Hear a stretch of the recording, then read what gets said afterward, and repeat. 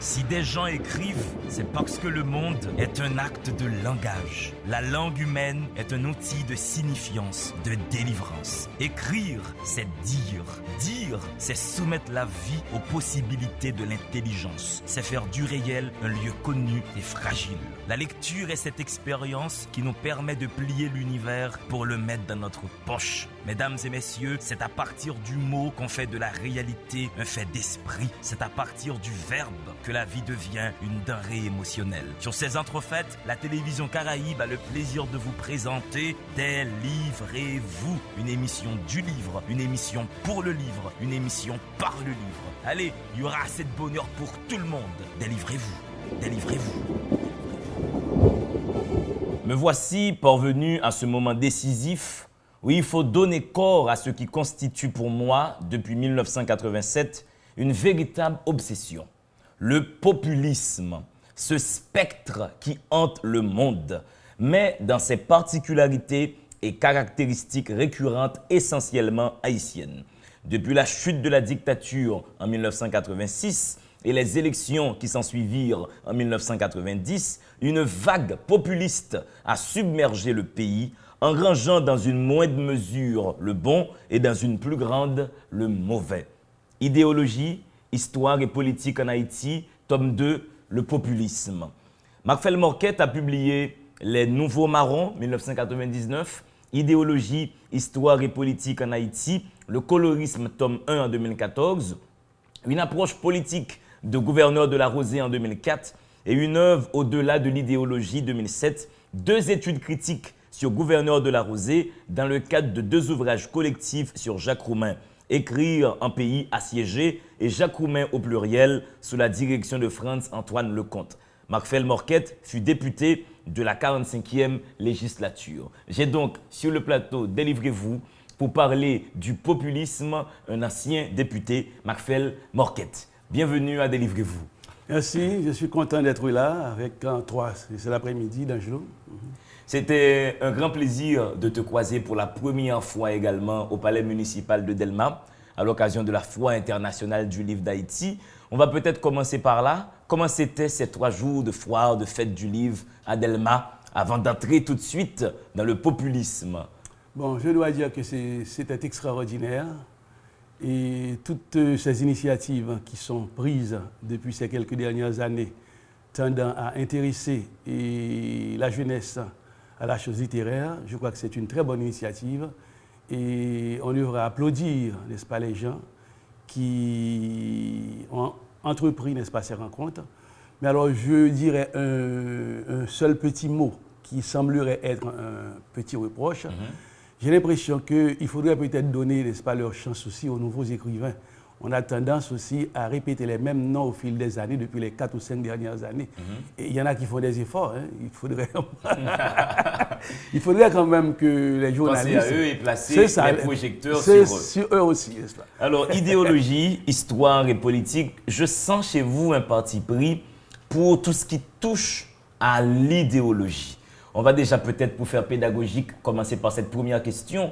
Qu'est-ce que pour vous une idéologie?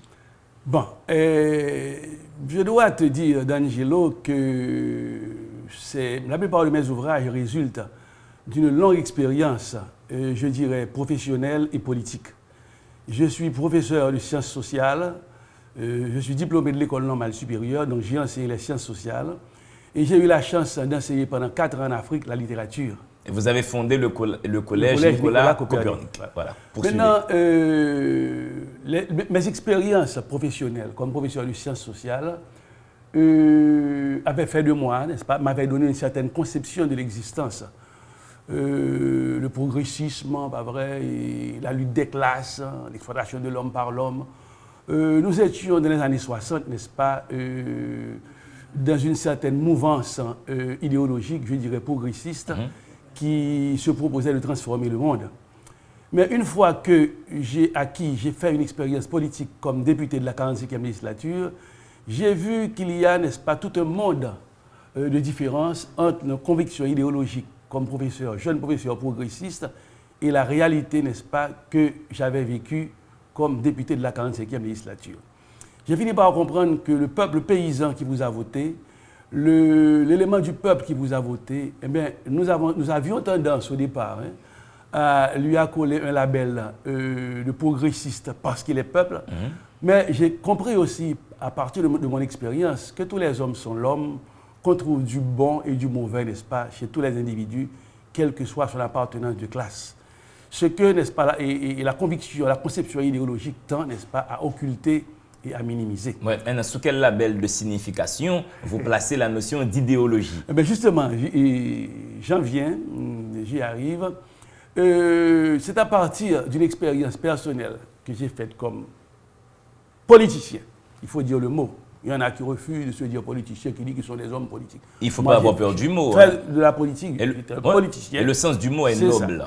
J'ai remarqué que, en tant que député, il y avait une sorte de méprise entre des gens qui, à l'intérieur de la mouvance anti, n'est-ce pas, du valériste, des gens qui combattaient, qui luttaient contre le duvalérisme. Une fois, n'est-ce pas, qu'ils ont acquis le pouvoir, c'est à ce moment qu'il y a un éclatement.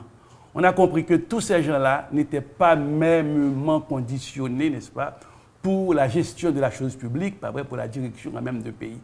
Il y en a qui étaient des anarchistes, il y en a qui étaient des opportunistes, il y en a qui étaient, n'est-ce pas, des populistes, il y en a qui utilisaient le label démocratique pour se dire progressistes. Et une fois qu'ils sont au pouvoir, on a pris leur véritable dimension et on a compris qu'il n'y avait rien de progressiste en eux, que c'était des gens qui aspiraient au pouvoir pour résoudre quand même certaines pulsions, certaines aspirations. Des préoccupations individuelles. Et pour continuer, n'est-ce pas, et jusqu'à essayer quand même d'apporter un élément de réponse, n'est-ce pas, à ta question, Angelo. Et je me suis mis, n'est-ce pas, au travail pendant pratiquement 2 ans, toute une série de recherches qui m'ont porté à lire et à prendre des notes.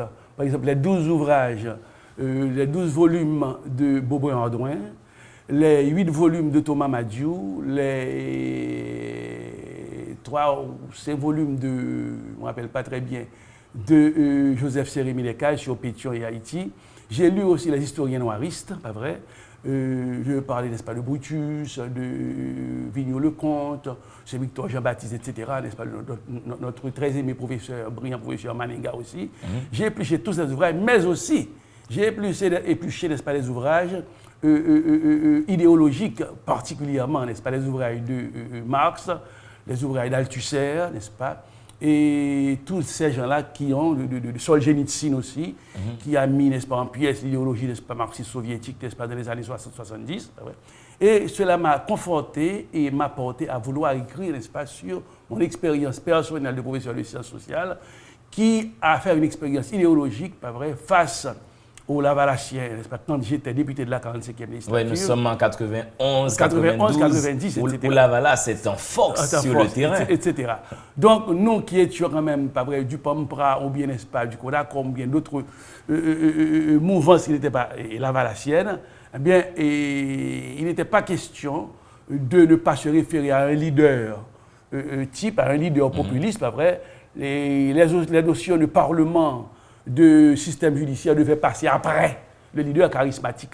Donc c'est tout ça qui m'a particulièrement frappé, tout ça qui m'a un petit peu révolté et qui a été à la base de la plupart de mes ouvrages. C'est toute une longue série. Mes ouvrages, n'est-ce pas, sur Jacques Roumain, par exemple, mes études sur Jacques Roumain participent de cette même vision du monde, de cette même volonté, n'est-ce pas, de cerner le problème idéologique, n'est-ce pas, dans notre pays. Mais pourquoi le populisme vous intéresse-t-il à ce point?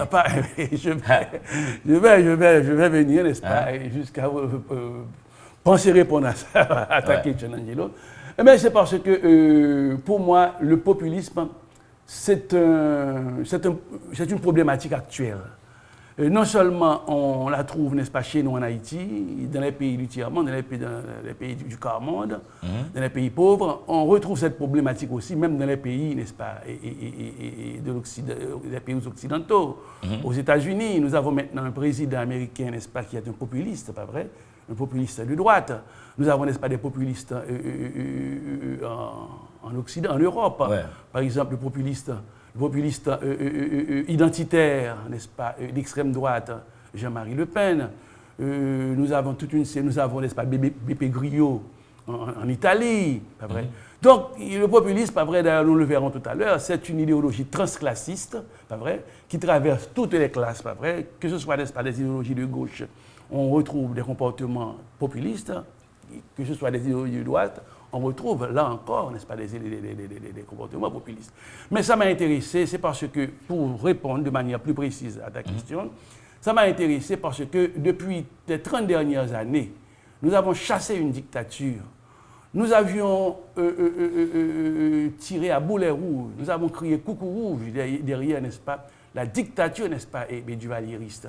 Mais nous peinons à créer, à jeter les bases quand même d'un nouvel État démocratique. Nous peinons, n'est-ce pas, à respecter les règles du jeu.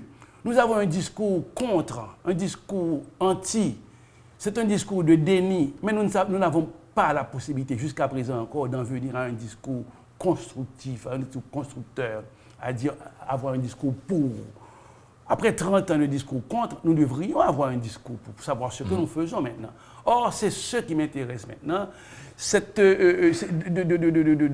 d'indexer, de pointer du doigt, de dénoncer même, n'est-ce pas, ce populisme, pas vrai, de droite comme de gauche, pas vrai, qui privilégie, n'est-ce pas, le discours contre et qui n'a aucune proposition, aucun discours programmatique pour nous dire voilà ce que nous devons faire pour sortir notre pays de cette situation. Voilà, là le populisme est circonscrit, mais il y a une complication dans la situation de ce concept. Le démocrate, tout comme le populiste, les deux font appel à cette notion abstraite qui s'appelle le peuple. Maintenant, comment établit-on la ligne de nuance entre le démocrate et le populisme? Qu'est-ce qui les rapproche et qu'est-ce qui les diffère? Voilà. Moi, j'aime vraiment cette question. Alors, je l'ai abordée dans mon ouvrage.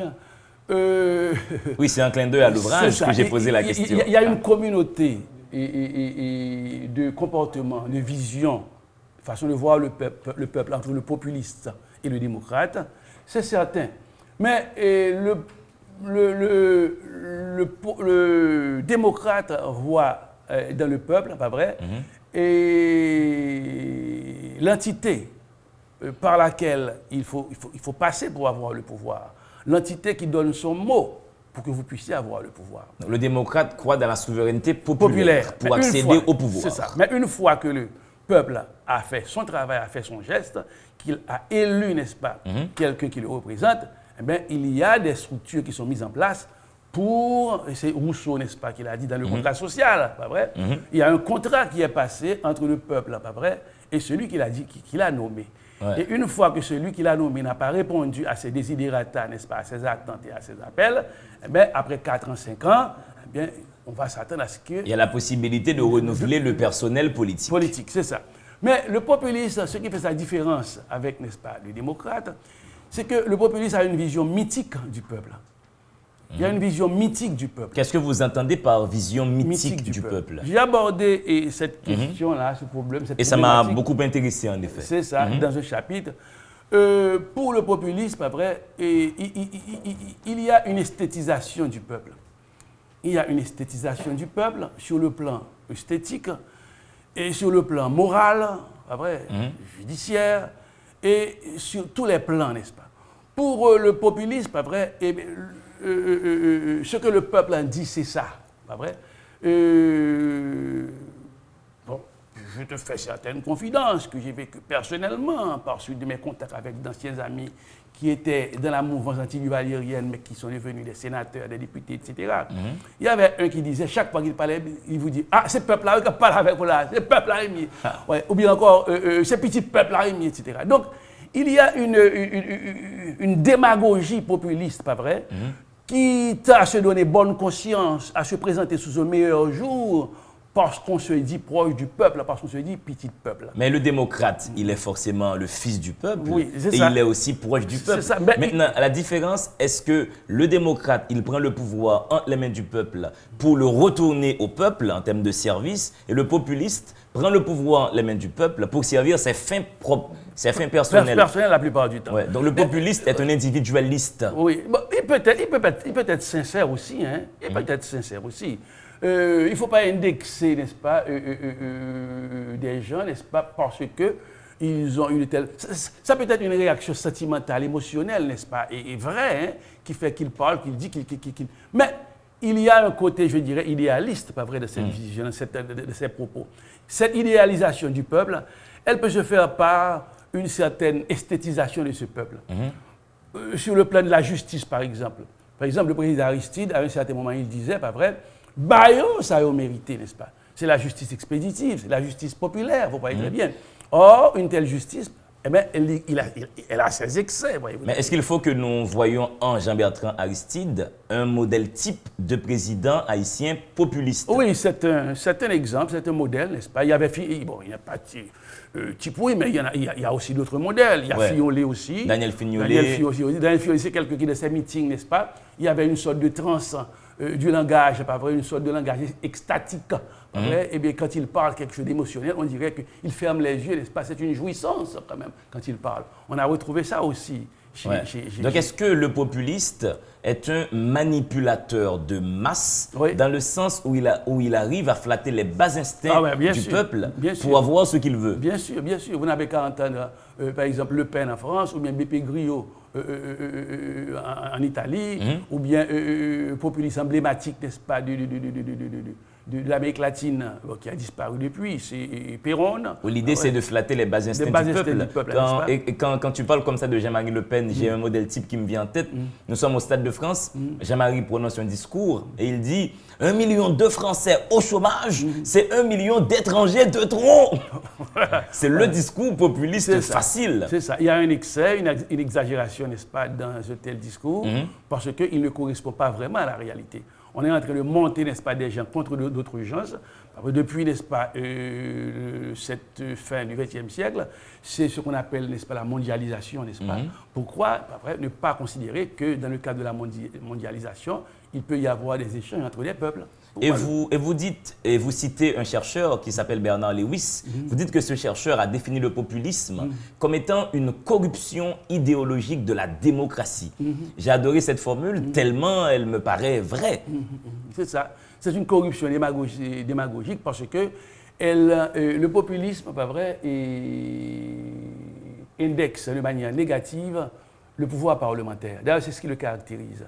Non au Parlement, pas vrai, non au pouvoir judiciaire. Le seul personnage emblématique, pas vrai, qui est important, c'est le leader charismatique, pas vrai. Et il n'y a pas de pouvoir intermédiaire, il n'y a pas d'intermédiation, n'est-ce pas, de pouvoir qui devrait se mettre contre lui, n'est-ce pas, face à lui. Et tout pouvoir, pas vrai, qui se met face à lui, dans le cadre d'une intermédiation politique et de contrôle, mais ce pouvoir doit être exclu, doit être éliminé, car il emmerde le leader populiste, il l'empêche, n'est-ce pas, de faire ce qu'il devrait faire normalement. Et j'imagine que ce pouvoir est catalogué de pouvoir anti-peuple. Sous François Duvalier, par exemple, celui qui osait dire non au président était qualifié d'apatride. D'apatride, c'est ça, c'est ça.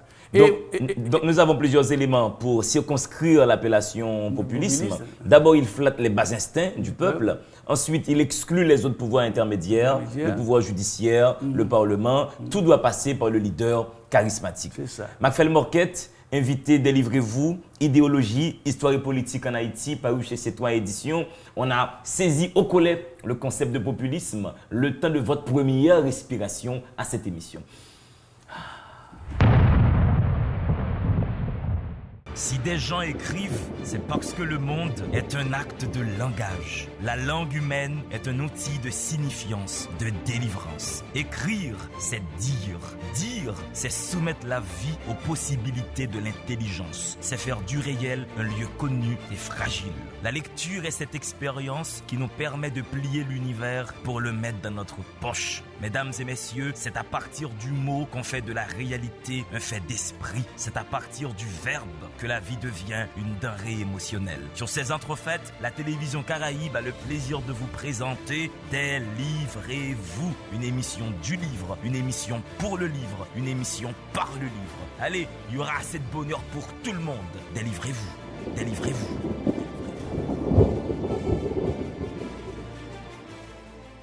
Mesdames et messieurs, rebonsoir, c'est Délivrez-vous qui rentre chez vous. Délivrez-vous, une émission qui met en avant le livre, la culture scientifique, la culture littéraire, l'amour des choses de l'esprit. Aujourd'hui, nous sommes en train de parler du populisme. Mon invité s'appelle Macfel Morquette. C'est un ancien député, c'est un professeur de sciences sociales, c'est le fondateur du collège Nicolas Copernic et son livre a pour titre « Idéologie, histoire et politique en Haïti ». C'est le tome 2 consacré au populisme. Nous sommes en train de circonscrire la géographie de sens du concept populisme. Je vais maintenant demander à mon invité d'avancer d'autres éléments de définition qui existent sur ce concept. Bon, je te dirais, D'Angelo, que le concept est un concept extrêmement difficile. C'est un concept insaisissable. Tu vas t'en rendre compte. Je te dis absolument.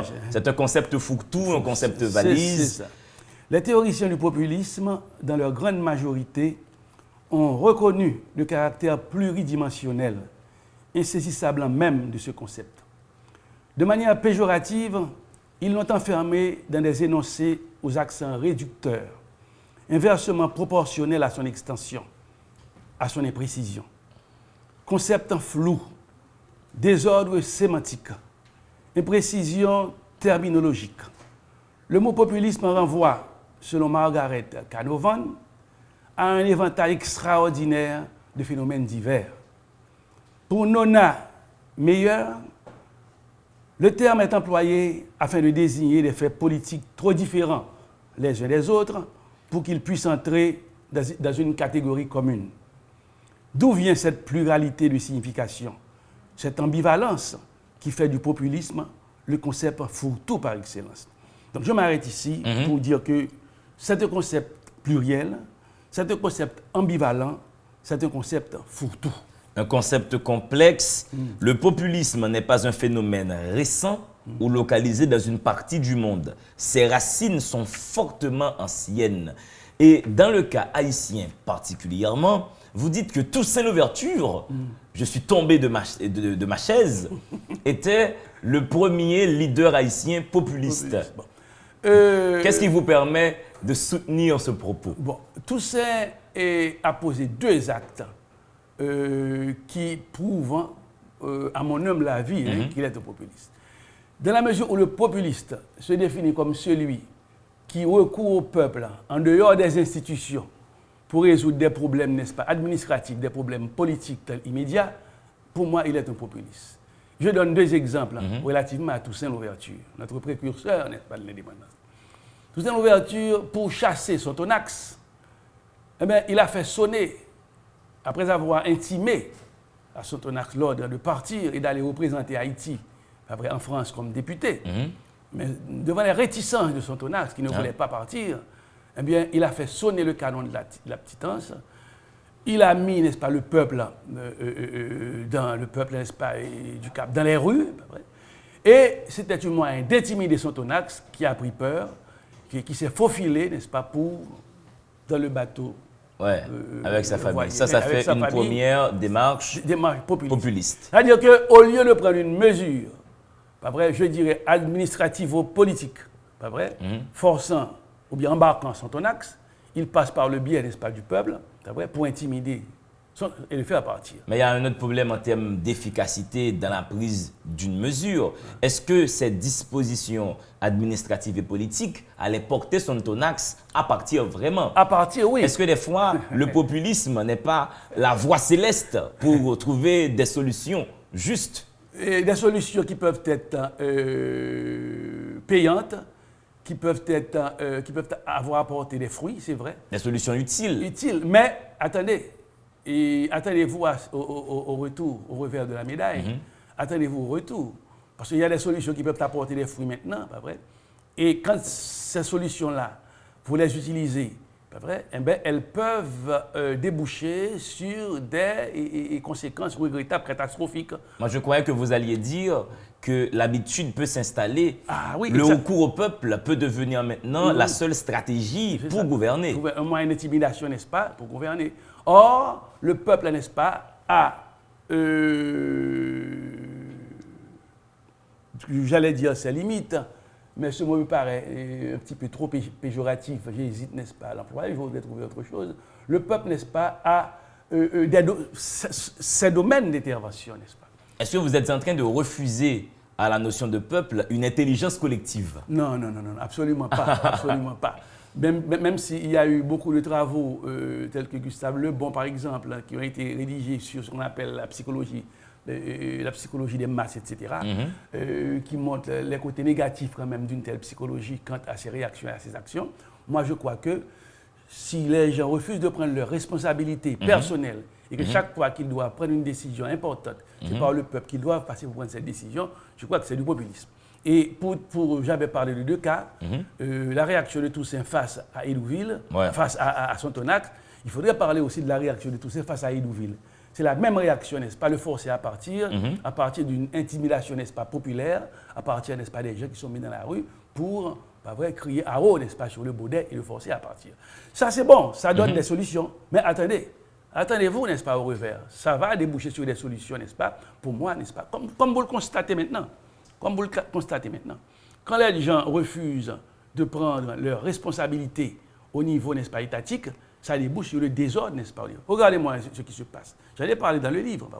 Quand les gens ont peur, par exemple, de prendre leurs responsabilités, si les gens veulent s'installer dans la rue, sur les trottoirs, pas vrai, pour vendre leurs marchandises, etc. Mais si vous avez une réaction populiste, d'en avoir peur, n'est-ce pas, de les déloger et de leur donner, n'est-ce pas, un endroit, un bon marché bien équilibré, bien fait, bien aménagé, où ils peuvent fonctionner, pas vrai? Eh bien alors là, ce serait mieux. Mais là, nous sommes dans un cul-de-sac politique. Si l'État ne dispose pas des ressources nécessaires, l'habilitant à construire un marché, qu'est-ce que l'État doit faire du peuple qui veut vivre maintenant? Moi, je suis certain. Je pense qu'il y a toujours. C'est une impasse à ce moment-là. Je suis certain que l'État a des ressources pour construire un marché. Car un pour marché, déloger les marchands de nos trottoirs. Ce n'est pas quelque chose d'extraordinaire. Je crois que l'État a des ressources. Mais la plupart du temps, les gens... C'est la volonté politique qu'il faut maintenant. C'est ça. Les gens qui nous dirigent peuvent utiliser des solutions faciles. C'est la facilité. Bon, je te donne un exemple. J'en ai fait état dans mon livre. Le président Martelly, par exemple, qui a trait en ce qui concerne jalousie. Très bien. Jalousie, c'est une bidonville qui s'est implantée comme une immense verrue, n'est-ce pas, dans le sud de Pétionville. Pétionville qui est, comme par hasard, le Manhattan de Port-au-Prince. C'est ça, le sud-ouest de Pétionville.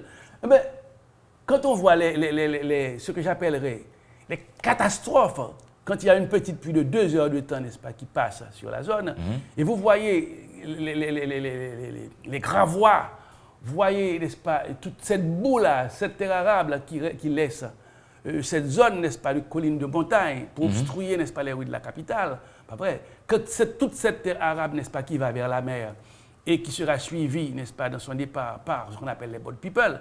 Donc, il est trop facile pour moi, pour un homme, d'être un populiste, c'est-à-dire, n'est-ce pas, de peindre les devantures, n'est-ce pas, de ces locaux, encourageant les gens, n'est-ce pas, à se bidonvilliser, au lieu de prendre, n'est-ce pas, la mesure qui s'impose pour dire on va reconstruire, n'est-ce pas.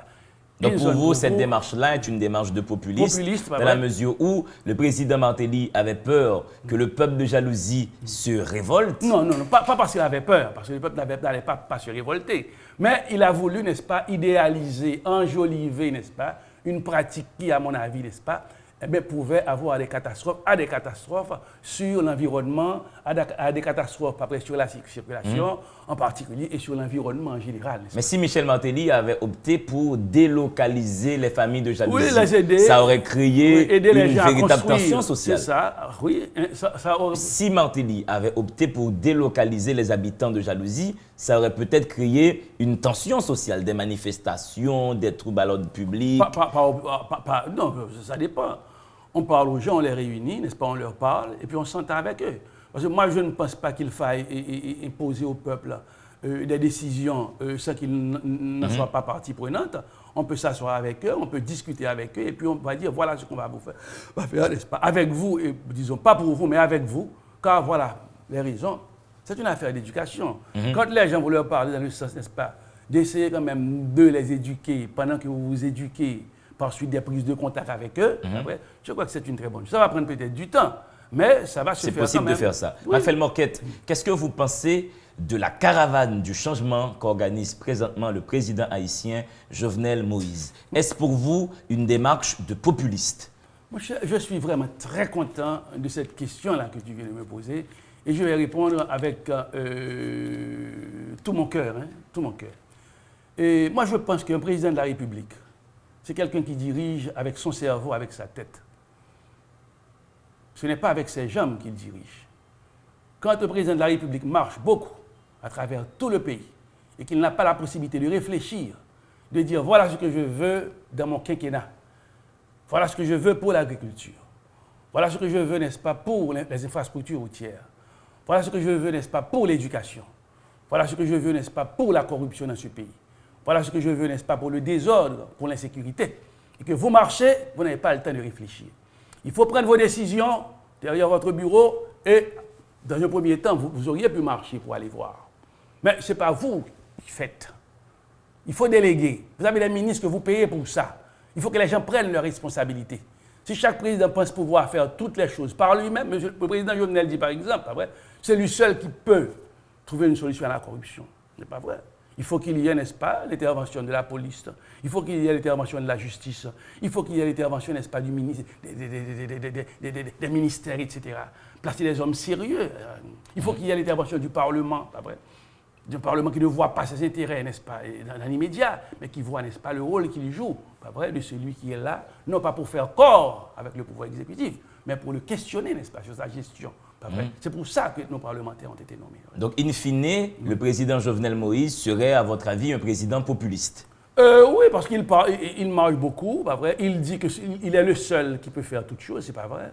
Il faut déléguer. Vous payez les ministres pour ça, les ministres doivent donner, n'est-ce pas, et doivent donner des résultats. Donc, au lieu que le président Jovenel Moïse se déplace directement pour aller dans l'Artibonite s'occuper de rizières, il aurait dû déléguer cette tâche à son ministre de l'Agriculture. C'est ça. Il aurait pu, dans un premier temps, n'est-ce pas, se promener, aller voir, n'est-ce pas, de visu ce qui se passe, comment sont les choses, et puis après prendre tout son temps, un certain recul, écoutez, monsieur le ministre de l'Agriculture, voilà l'état de la question, voilà l'état de la production nationale, je veux tel taux, n'est-ce pas, de production, n'est-ce pas, au niveau de tel produit, je veux, n'est-ce pas, que telle chose se fasse au niveau des infrastructures routières, s'agissant du ministre des Travaux publics, etc.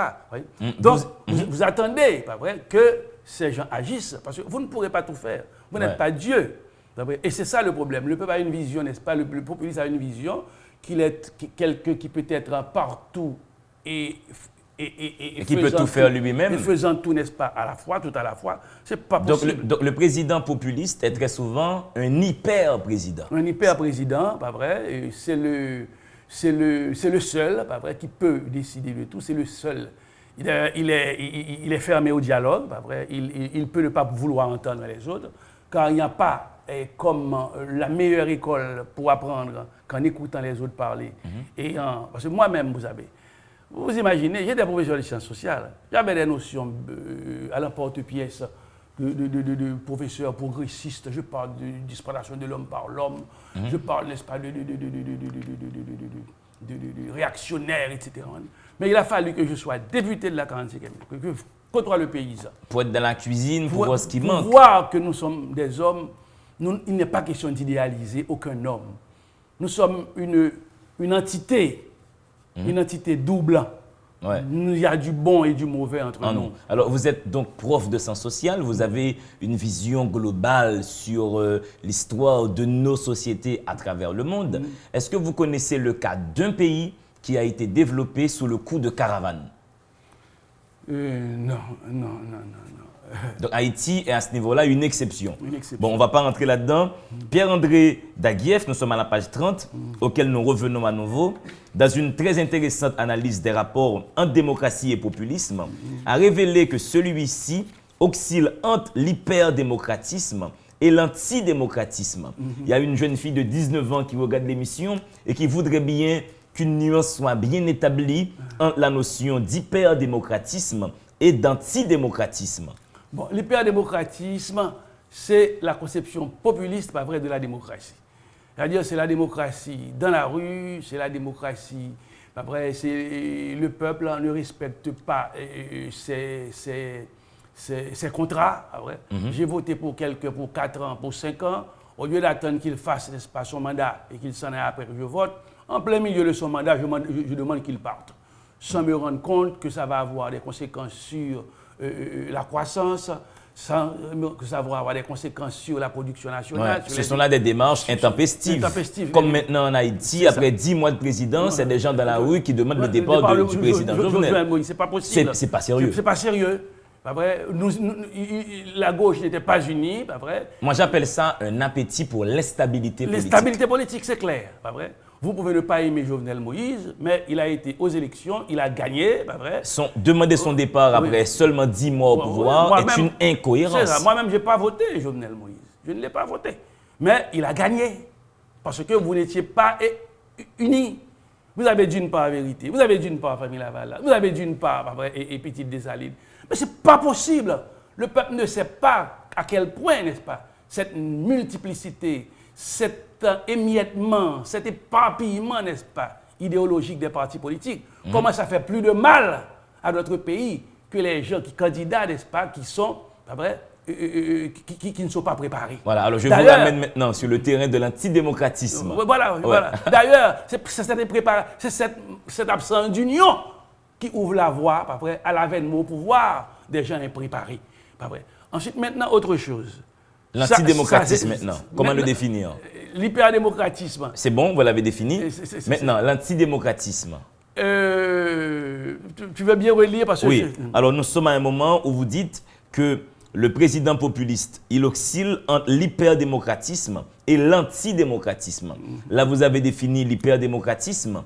Maintenant, on aurait besoin de votre définition de l'antidémocratisme. Bon, ok, d'accord. Je vois maintenant. Ouais. Mais l'antidémocratisme, pas vrai, c'est quand le populiste refuse de respecter les règles qui sont caractéristiques du fonctionnement démocratique. Il refuse de respecter le rôle du parlementaire. Le parlementaire n'a pas à questionner mon président. Qui doit pour questionner le président? On envoie, je me rappelle, lors de l'interpellation de René Préval, lors de la 45e législature, j'ai lu ce passage, le 13 août 1995 non, pas 91. 91. Ouais. À l'époque, j'avais 30 ans. C'est ça. Tu t'imagines, D'Angelo, qu'un Premier ministre qui est convoqué, normalement par le Parlement, pour lui rendre compte de sa gestion de la chose publique. Eh bien, mon cher, nous avons été molestés. Des gens ont été débarqués à l'entour du Parlement et on a frappé, on a blessé des députés, etc. Attendez, le 13 août 1991, devant le Parlement haïtien, des députés haïtiens ont été molestés, frappés par des militants de Famille Laval. Oui, de Famille Laval. Pour que René Préval devienne Premier ministre. Non, il était déjà Premier ministre. Après, il y avait peut-être près de 4 à 5 mois qu'il était Premier ministre. Mais on voulait, n'est-ce pas, qu'il vienne rendre compte de sa gestion.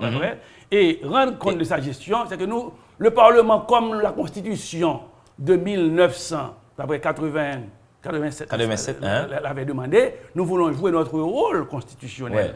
C'est-à-dire un pouvoir de contrôle. De contrôle, n'est-ce pas, de l'exécutif.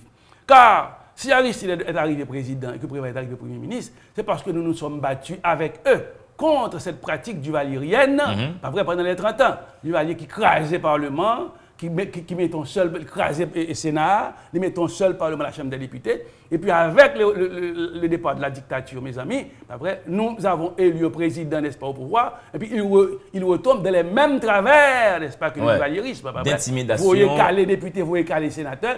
Et on n'a pas trouvé suffisamment, au niveau même de la presse à l'époque, des gens pour dire non. Pour faire écho à une telle bévue, une telle bêtise. On appelle la date le 13 août 1991. Alors, il y a les autres ennemis de la démocratie, n'est-ce pas, l'armée d'Haïti à l'époque, qui en a profité, n'est-ce pas, pour donner un coup d'État, n'est-ce pas, et pour empêcher que nous marchions vers, n'est-ce pas, la démocratie. Vers la démocratie. Etc.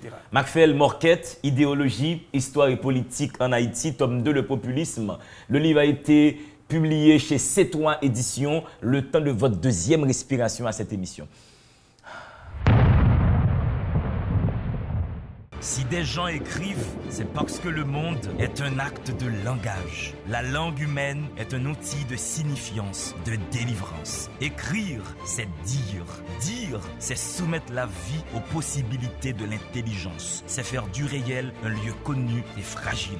La lecture est cette expérience qui nous permet de plier l'univers pour le mettre dans notre poche. Mesdames et messieurs, c'est à partir du mot qu'on fait de la réalité un fait d'esprit. C'est à partir du verbe que la vie devient une denrée émotionnelle. Sur ces entrefaites, la télévision Caraïbe a le plaisir de vous présenter Délivrez-vous, une émission du livre, une émission pour le livre, une émission par le livre. Allez, il y aura assez de bonheur pour tout le monde.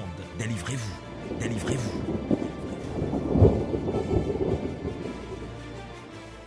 La conjoncture politique. Alors le titre de ce dernier chapitre, c'est Médias et politique dans la conjoncture et populisme dans la conjoncture actuelle. 2 points, une démarcation nécessaire. La conjoncture politique des 30 dernières années n'a jamais été autant propice à l'épanouissement du populisme. À côté de la bidonvillisation qui a gagné les périphéries de nos grandes agglomérations, un autre phénomène tout aussi conjoncturel a favorisé son extension.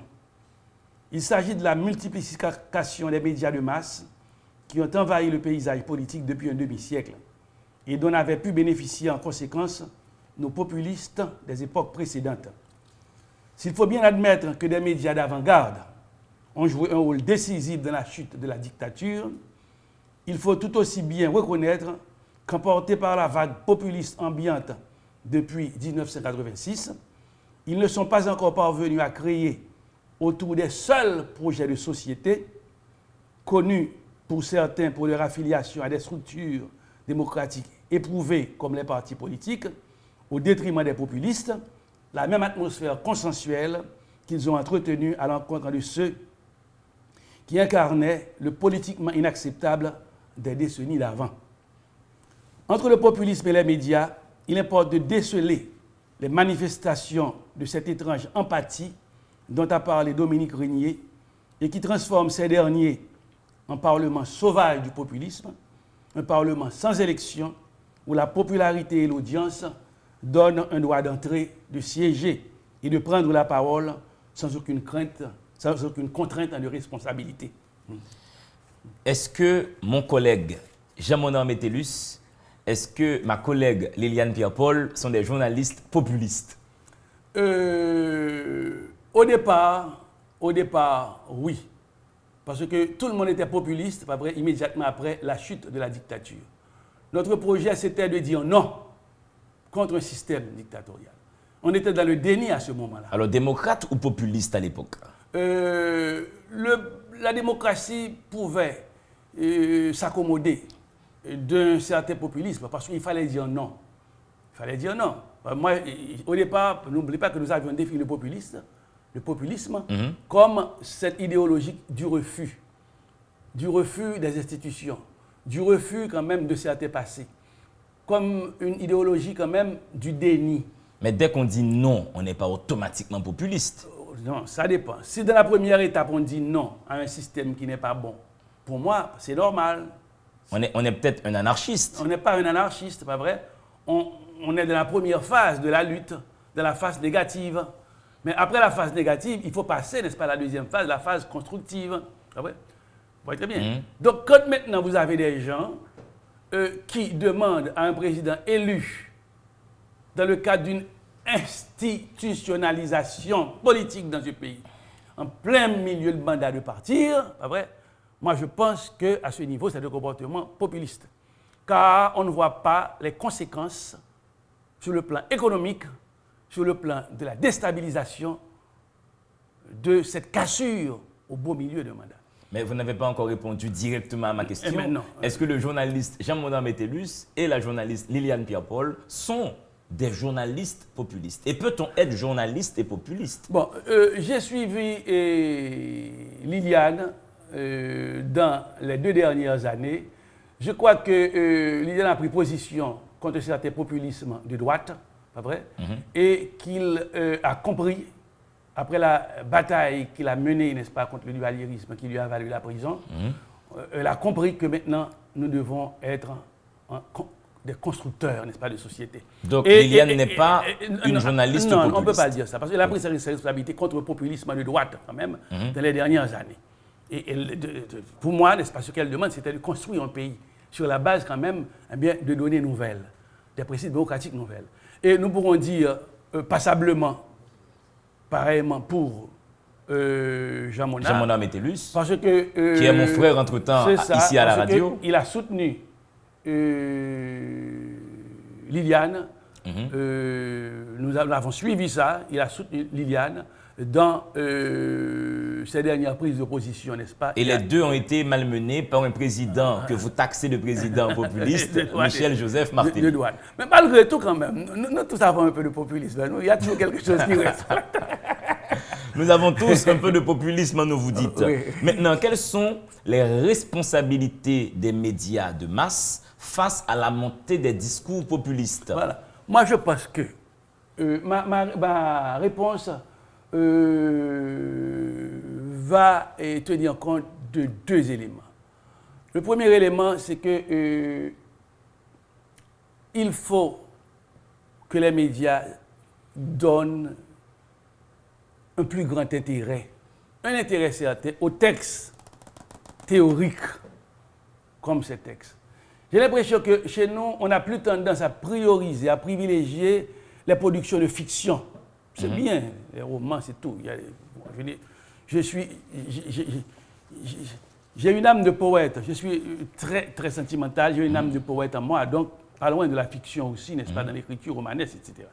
Mais j'ai l'impression qu'on fait l'impasse un petit peu sur les productions théoriques. Moi, je pense qu'un ouvrage comme ça, qui m'a fallu 3 ans de recherche pour le faire, et le premier tome, 3 ans de recherche pour le faire, pour dénoncer une pratique haïtienne actuelle, actuellement nôtre, qui est le populisme, je pense que je n'ai pas été l'objet quand même. Cet ouvrage n'a pas fait l'objet d'un intérêt qui, à mon avis, aurait dû le faire. Voilà bien. Donc, c'est la première chose que je demande, que les ouvrages théoriques qui apportent une culture démocratique au peuple haïtien, qui le forment. Que ces ouvrages-là aient de l'audience. Bon, ça commence à être fait. Vous êtes déjà sur le plateau. Oui, délivrez-vous. C'est toi, édition Fred Brutus. Ils ont aussi le livre. Oui. Le livre a quand même un espace de diffusion. C'est ça. Ouais. C'est tout d'abord ce que je voulais dire. Maintenant, quelle est la responsabilité des médias de masse face à la montée des discours populistes en Haïti? Ben, alors, le premier élément de réponse, je l'ai bien compris, c'est déjà faire la promotion de travaux théoriques sur la notion de populisme. Pas le populisme seulement. Oui, sur tout ce qui touche aux propos théoriques pour comprendre le réel haïtien. Et pour former le peuple haïtien. Voilà. Dans son choix, n'est-ce pas, des présidents, dans son choix des députés et des sénateurs. Maintenant, est-ce que les médias doivent se transformer en lanceurs d'alerte face aux discours populistes? Non, dans une certaine mesure, oui, de manière peut-être contournée, détournée un petit peu, parce que vous n'êtes pas quand même des partis politiques. Mais vous pouvez, n'est-ce pas, jouer un rôle pédagogique, en ce sens, pour faire comprendre, n'est-ce pas, au peuple, n'est-ce pas, les gens qui sont habilités à pouvoir bien, n'est-ce pas, le diriger. Par exemple, quelqu'un qui fait son apprentissage politique, pas vrai? Dans tous les métiers, il y a un apprentissage à faire. Je ne connais pas un maçon qui construit une maison sans faire un apprentissage. Je ne connais pas un médecin, pas vrai, qui guérit une personne à l'hôpital sans faire un apprentissage.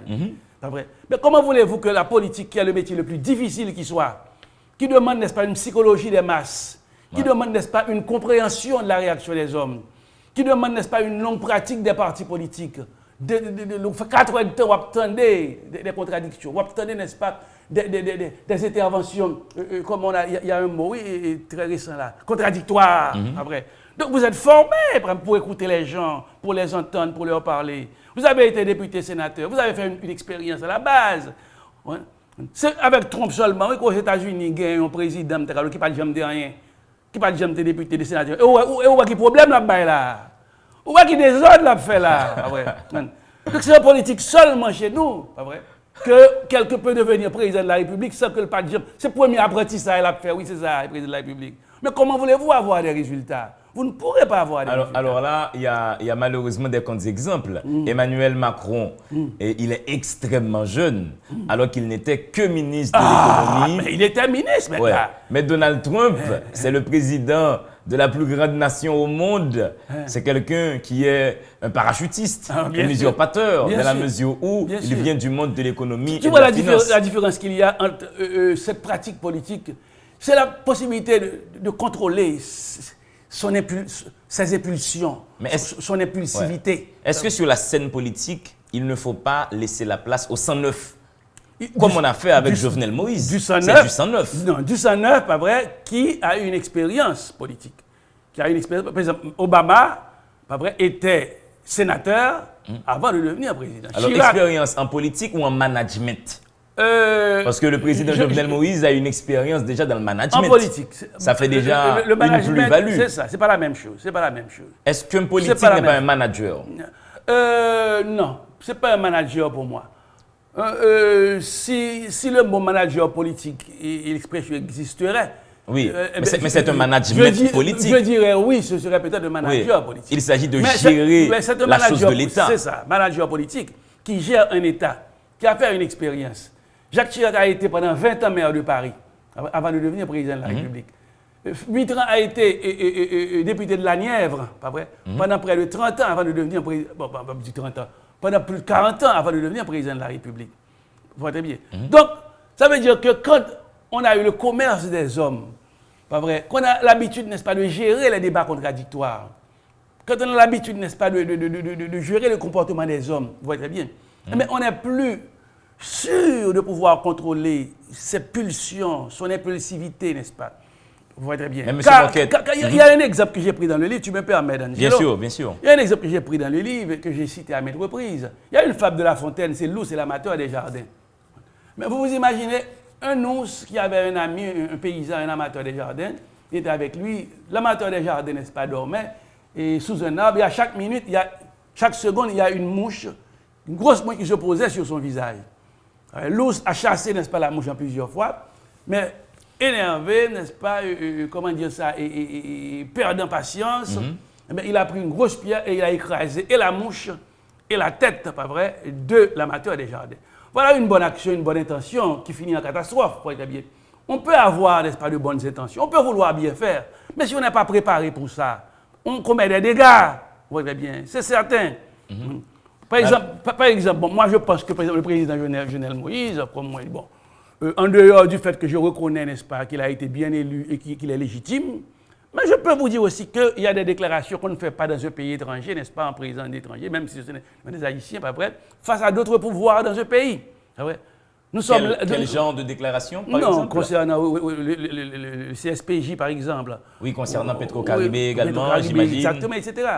Il faut renforcer l'État haïtien, les institutions haïtiennes chez nous, avec nous, mais pas les dénigrer, n'est-ce pas, devant. Mais M. Moquette, tous les chefs d'État, bon, tout c'est généralisé, mais beaucoup de chefs d'État font des dérapages. Nicolas Sarkozy, du haut de ses expériences, il a dit en Afrique que les Africains n'étaient pas assez rentrés dans l'histoire. Oui, d'accord. Oui. Mais est-ce qu'on peut mettre ça sur le compte de l'inexpérience politique? Bon, je suis certain que Sarkozy était un madré politique. C'est ça, avec l'expérience politique, on fait moins de gaffes. On fait des gaffes quand même, oui, mais on en fait moins. C'est François Hollande avait quand même une petite amie. On sait ce que ça a donné à l'Élysée comme dégâts.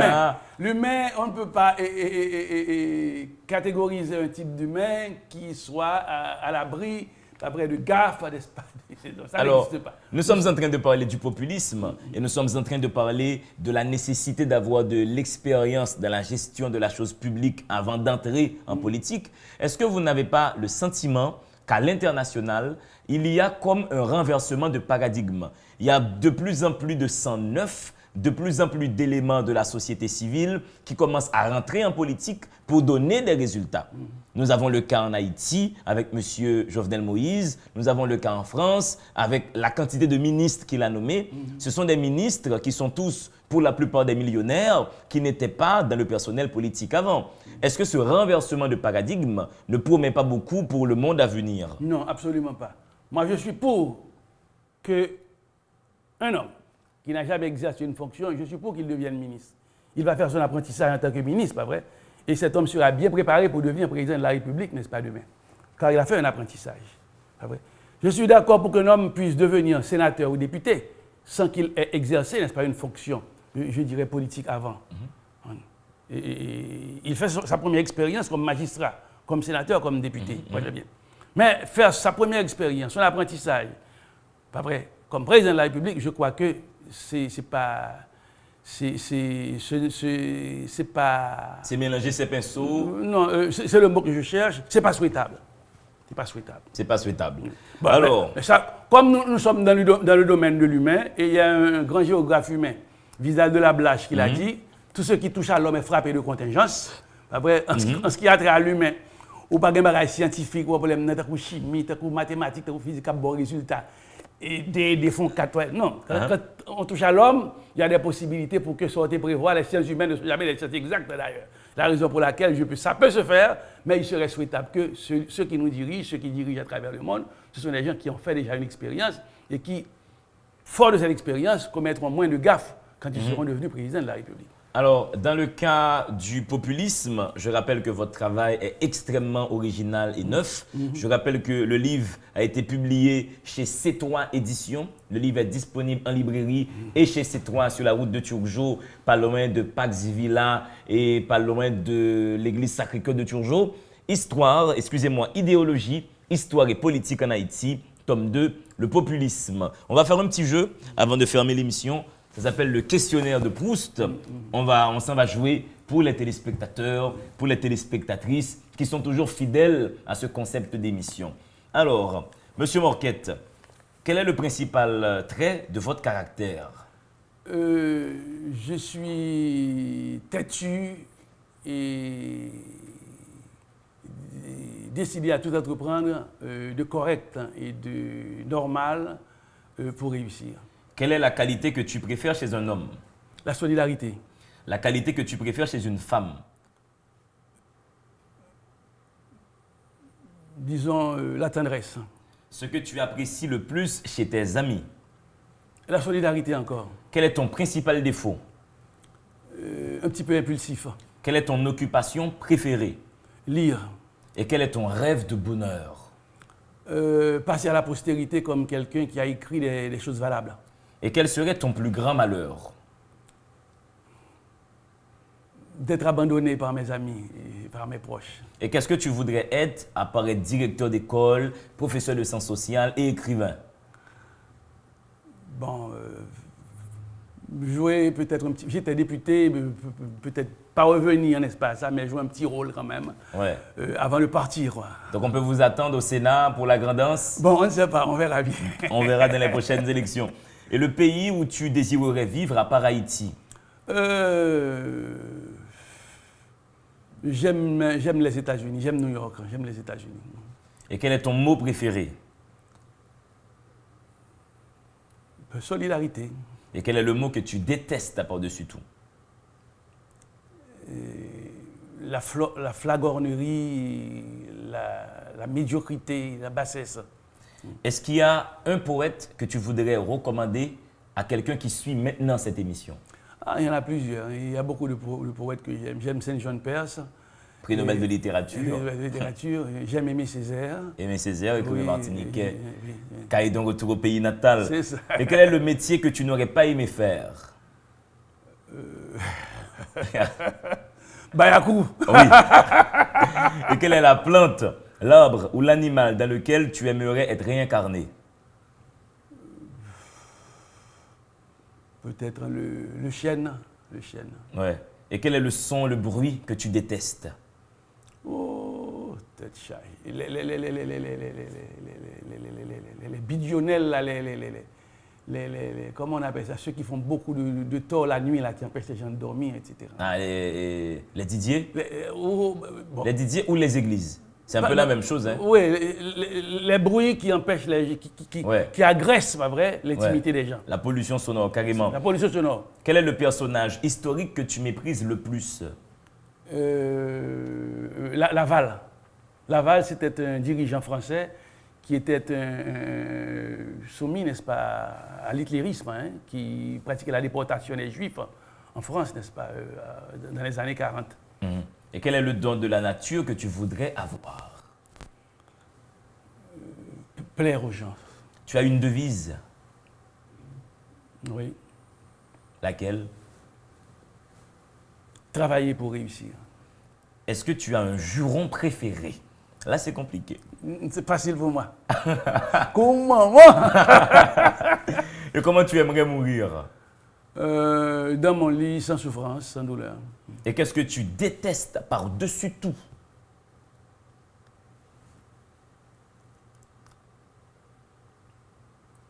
Que les gens m'agressent par les pollutions sonores, etc. Et si Dieu existe, qu'aimerais-tu l'entendre te dire après ta mort? Parce qu'on n'est pas sûr si Dieu existe ou pas. S'il existe, j'aimerais qu'il me dise, viens me trouver là où je suis. Et quel est ton état d'esprit actuel, là maintenant? Je suis content d'avoir participé à cette émission. Et ce n'est pas pour te flatter, hein, je suis content d'être avec un jeune qui promet beaucoup dans ce pays. Merci, Monsieur Morquette. Et vous savez, à l'émission, les gens peuvent envoyer des vidéos où ils lisent un petit extrait d'un livre. Et là, maintenant, on va visionner une petite vidéo ensemble. La citadelle Henri, elle est énorme. C'est le roi Henri Christophe qui l'a fait construire pour se défendre des attaques françaises. On y trouve encore plein de canons et de boulets.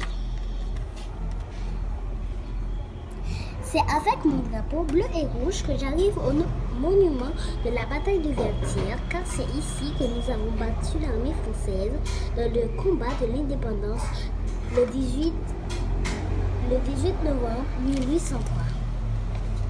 Dans le nord, à Sainte-Suzanne, j'ai aussi découvert des dessins très vieux gravés sur les roches. Tu les vois? Ça s'appelle des pétroglyphes. Ce sont les Indiens qui vivaient en Haïti il y a des centaines d'années qui les ont faits. Merci d'avoir posé ce geste et j'invite, mais vraiment, monsieur tout le monde, madame la foule à acter de la sorte. Quand vous lisez un livre qui vous plaît, envoyez-nous une vidéo de 45 secondes, d'1 minute où vous lisez un extrait d'un livre et la vidéo sera diffusée à l'émission. Merci, monsieur Morquette. J'ai vraiment maintenant besoin que vous dites en une phrase pourquoi une personne doit lire. En une phrase. Parce que la lecture ne se perd jamais. Elle entre dans ce computer qu'est notre cerveau et c'est 10, 15, 20 ans après qu'on se rend compte du travail qu'il a fait dans ce cerveau-là. Mac Ferl Morquette, idéologie, histoire et politique en Haïti, tome 2 sur le populisme. Le livre a été publié chez C3 Éditions. Il est disponible chez C3. Il est disponible dans les librairies de la place. Une occasion exceptionnelle pour que vous appreniez à circonscrire intellectuellement cette notion de populisme qui hante la scène politique haïtienne. Merci à la Direction nationale du livre qui soutient cette émission. Merci à tout le staff technique qui me permet de vous présenter cette fête de l'esprit une fois par semaine. Votre intelligence est un feu qu'il faut toujours charbonner. Dans le monde, il doit y avoir deux êtres, des livres et vous.